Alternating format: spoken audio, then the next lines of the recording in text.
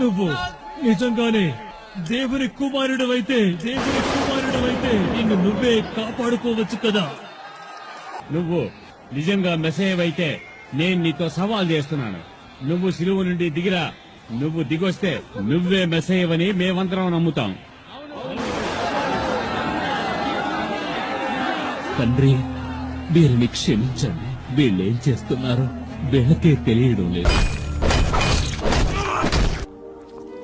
ప్రాణము తీసేవారిని కూడా క్షమించిన ఆ ప్రేమకు ఎవడైనా దాసోహం కావాల్సిందే.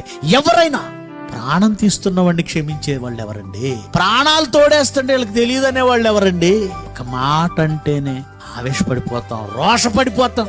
ప్రాణమే తీస్తూ ఎదురుగా వికటాట్టహాసం చేస్తూ పైగా కామెంట్లు చేస్తున్నారు. నువ్వు గనక దేవుని కుమారుడు అయితే కిందకి దిగు, నిన్ను నమ్ముతాం అంటున్నారు. మన బాధ ఆ చేతులలో మేకులండి ఆ శరీరాన్ని చీల్చుతున్నాయి. ఏమంటే 2 చేతులు ఇలా పెట్టేసి మేకులు కొడి